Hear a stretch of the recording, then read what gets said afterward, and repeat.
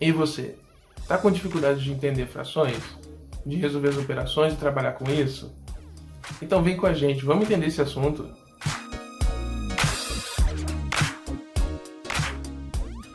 Bom, antes de tudo, primeiro precisamos entender o que são frações. E fração nada mais representa do que a parte de um inteiro de um todo. Tudo bem? Uma fração ela é composta por duas peças. A primeira delas, que é a parte de cima, a peça de cima, ela é chamada de numerador. E ela vai dizer quantas partes eu estou usando do todo. E a parte inferior é o denominador, que vai dizer em quantas partes o todo será dividido. Então, no caso aqui, como é o número 4, significa que o todo, ou seja, os inteiros que forem utilizados, deverão ser divididos em 4 partes. E o número 5 indica que 5 partes, 5 frações deverão ser usadas, né?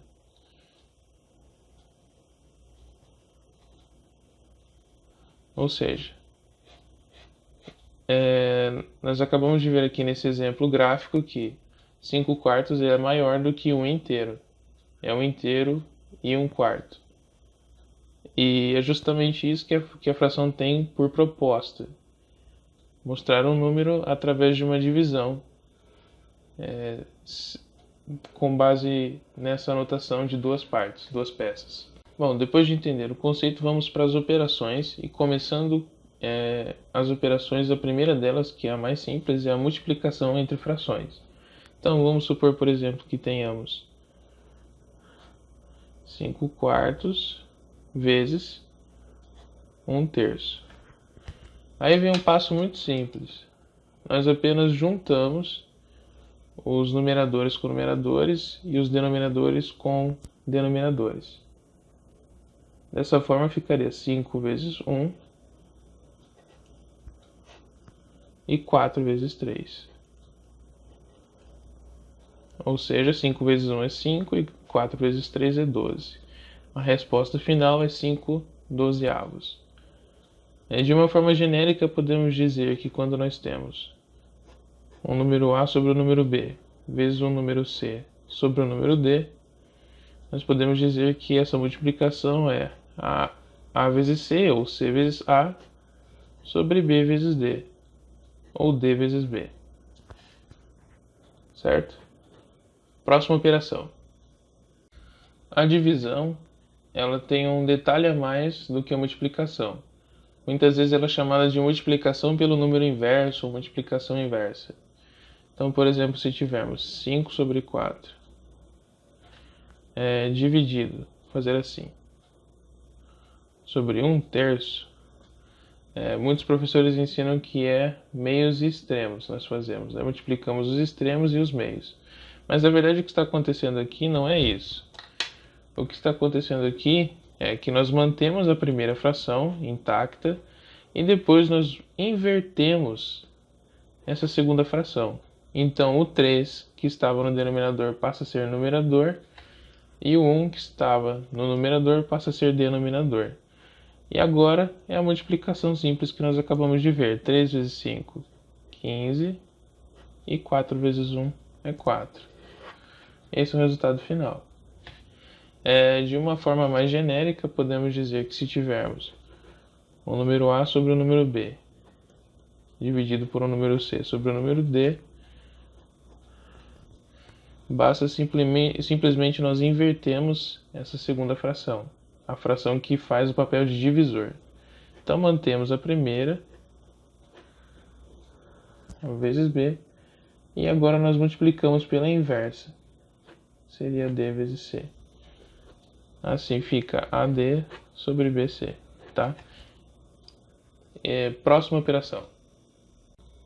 Bom, antes de entrar na próxima operação, primeiro nós precisamos ver a propriedade de ampliação ou de redução da fração, depende do caso que formos estudar. Então, por exemplo, se tivermos uma fração A sobre B, nós podemos dizer que essa fração ela é A sobre B vezes 1. Muito bem. E 1 ele é um número dividido por ele mesmo, desde que esse número não seja zero. Então, podemos dizer que A sobre B é igual a sobre b vezes c sobre c. E dessa forma nós podemos trabalhar essa propriedade dizendo que a sobre b é igual a A vezes c sobre b vezes c. Tá? De uma forma mais prática, como nós fazemos isso? Por exemplo, tivemos 5 sobre 4. E nós quisemos ampliar essa fração, aumentar ela, os números de cima e de baixo, nessa representatividade. Nós podemos escolher, por exemplo, o número 2. E assim fazemos. 5 vezes 2, 10. E 4 vezes 2, 8. Ou seja, 10 oitavos é o mesmo valor que 5 quartos. Ou seja, a fração mantém-se em equilíbrio desde que eu multiplique em cima e embaixo pelo mesmo número, né? No numerador e no denominador. E o que isso traz de vantagem para nós? Se às vezes nós precisamos reduzir alguma fração, por exemplo, se tivermos 20 sobre 12, por exemplo, nós temos que nos lembrar da tabuada e a partir daí conseguimos reduzir essa fração para um número mais simples, para uma representação mais simples. Então, por exemplo, 20 nós sabemos que é 2 vezes 10 e 12 nós sabemos que é 2 vezes 6. Dessa forma, nós reduzimos para 10 vezes 6. 10 sobre 6, perdão. E reduzindo mais ainda, chegamos que 10 sobre 6 é igual a 5 vezes 2 sobre 3 vezes 2. Dessa forma, como isso daqui resulta-se em 1, chegamos que a fração 20 dozeavos corresponde a 5 terços. E essa propriedade de ampliação e redução é muito importante para a operação que nós vamos ver agora. Bom, alguns de vocês devem ter se questionado por que nós deixamos a adição e a subtração para o final. Na verdade é porque elas dependem das outras propriedades apresentadas até agora. Então vamos lá. Quando nós temos a sorte de encontrar denominadores iguais, no caso aqui seriam os terços, é muito mais simples de resolver. Nós apenas mantemos o denominador, quando eles estão iguais, e somamos os numeradores. Então, no caso, 2 mais 1 igual a 3. E 3 sobre 3, nós sabemos que é 1 inteiro. Entretanto, se encontrarmos, por exemplo, a fração 5 quartos mais 1 terço, os denominadores não são iguais, observe isso. E a forma de resolução também precisa de um pouco mais de atenção. Então o que nós fazemos? Nós forçamos de modo que esses dois se transformem em números iguais. E como fazemos isso? Através das propriedades de ampliação e redução. Bom, se esse 4 se transformar num 4 vezes 3, e 3 é uma coisa que eu posso fazer, né? Multiplicar por 3. E se esse 3 aqui se transformar em 3 vezes 4, então nós chegamos numa igualdade. Essa é a ideia que nós vamos fazer. Porque se os denominadores forem iguais, nós podemos fazer assim a nossa soma. Então o que nós fazemos? Primeira parte. Nós mantemos os números. E agora sim, multiplicamos o 4 pelo 3 para que eles sejam iguais. E isso tem um preço. Se eu multiplico na parte de baixo da fração no denominador, eu tenho que multiplicar também no numerador, que é a parte de cima. Mantemos a soma. Muito bem. E a mesma coisa na segunda fração. Então, o 3 ele vai ser multiplicado pelo 4 e a parte de cima, né, o numerador também. Dessa forma, como eles são iguais, agora sim nós podemos somar. Então, ficaríamos 3 vezes 4, ou 4 vezes 3 resulta em 12, e assim fica 5 vezes 3 mais 1 vezes 4. Terminando e resolvendo essa conta, ficamos em 15 mais 4 sobre 12, ou seja, 19 sobre 12. Esse é o nosso resultado final. De uma forma genérica, nós podemos dizer que se tivermos uma fração a sobre b mais um outro c sobre d, sendo todos números diferentes, né, como está na representação, nós podemos fazer a vezes d sobre b vezes d, né, multiplicando em cima e embaixo, mais c sobre d e vezes b embaixo. Assim eles se tornam iguais, né? E aí tem o preço em que eu multiplico na parte do numerador também. Então fica c vezes b. Como são iguais, eu mantenho. Então chego em d vezes b, AD mais CB. Isso vale apenas para a soma? Não, também vale para a subtração, tá? A mesma regra vale. Eu coloquei mais ou menos aqui, não porque é teoria de erros, mas porque a regra é empregável também para a subtração. Outra dificuldade bastante enfrentada pelos estudantes é a de conversão de decimais por frações.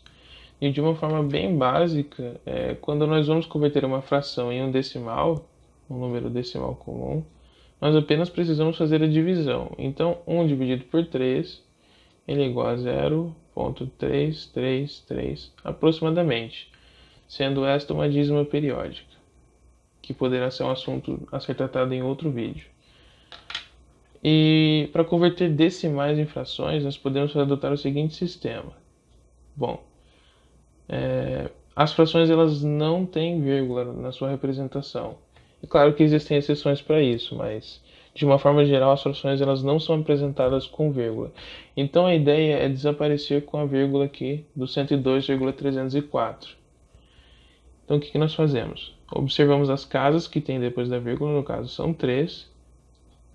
E daí nós podemos dizer que este número vamos copiar os dígitos dele sem a vírgula e depois dividimos pelo 1 acompanhado de 3 zeros, ou seja, o número 1000. Por que isso acontece? Porque se você retornar isso, nós ao dividirmos por 1000 estamos reduzindo 3 casas decimais, caindo 3 casas decimais. Isso se dá por conta do nosso sistema, que ele é decimal, nosso sistema numérico. Ou seja, eles dependem de base 10. E 1000, se formos ver nas potências, ele é 10 elevado à terceira. Por isso, utilizamos o número 3, aqui por conta das 3 casas decimais. Dessa forma, podemos dizer também que ele é 102.304 dividido por 10 à terceira. Isso é potência, assunto para o próximo vídeo. Falando apenas um detalhe sobre potências e raízes, elas têm uma propriedade interessante que é a seguinte. Se uma fração está totalmente coberta por uma raiz, nós podemos separar em partes. Ou seja, o numerador receberá a mesma raiz e o denominador também. Assim conseguimos trabalhar isoladamente. Isso pode nos ajudar a resolver alguns problemas. A mesma coisa acontece com a potência. Por exemplo, se tivermos 5 sobre 2 elevado ao quadrado. Então nós temos, aplicando essa potência ao quadrado no 5 e no 2, separadamente nós podemos chegar aqui, 5 meios ao quadrado é igual a 25, porque 5 ao quadrado é 25, e 2 ao quadrado é 4. Esse é o nosso resultado final. Bom, agora fazer uma revisão bem simples. Nós sabemos que, tecnicamente, na fração nós temos duas partes. A de cima é chamada de numerador, que vai dizer quantas partes estão sendo usadas na representação, e o denominador, que diz em quantas partes cada inteira é dividida. Quantas partes somos usadas no numerador e quantas partes são divididas no denominador. Na multiplicação, que é a operação mais simples, nós apenas multiplicamos numeradores com numeradores e denominadores com denominadores, dessa forma aqui. Na divisão, o que acontece? É uma inversão do divisor, ou seja, o denominador vira numerador e o numerador vira denominador, e aí acontece a multiplicação do inverso. Também sabemos que conceitualmente divisão é a mesma coisa que fração, razão, proporção ou taxa. Isso vai depender do emprego em que o conceito está sendo usado. E quando se trata de raiz e potência, que é uma outra operação, nós apenas separamos as raízes ou as potências para seu denominador ou numerador. O mesmo pode ser feito inverso, né, por se tratar de uma igualdade. Na ampliação, nós multiplicamos um número no numerador e no denominador, de acordo com cada caso, então vamos ter que saber escolher. A redução também, cabe isso, só que com uma divisão e não com uma multiplicação. E isso requer muita atenção na tabuada. Na soma, tanto adição quanto subtração. Se tiver denominadores iguais, é muito simples, é só manter denominadores e somar os numeradores. Quando isso for diferente, quando os denominadores forem diferentes, né? Nesse caso, B é diferente de D, então nós temos que forçar para que eles sejam iguais. De que forma? Fazendo o produto de um pelo outro, assim eles se tornam números iguais. Só que isso tem um preço, ou seja, temos que multiplicar em cima e embaixo, no numerador e no denominador. Então faz isso com cada uma das frações, e depois, como eles estão iguais, mantém-se e somam-se as partes de cima. Como isso faz com que a fração aumente os números em cima e embaixo, às vezes vai ser necessário reduzir, tá bem? Como o exemplo desse caso, em que temos 5 quartos mais 12 avos, que resulta em 100 sobre 48. E 100 sobre 48 é igual a 25 vezes 4 e 12 vezes 4, resultando em 25 sobre 12. Ou seja, foi necessário reduzir nesse caso aqui. Bom, se você quer adquirir um mapa mental como este, por favor, entre no endereço aqui embaixo, cadastre seu e-mail e você vai poder baixar já gratuitamente este mapa mental. Muito obrigado pela atenção e até o próximo vídeo!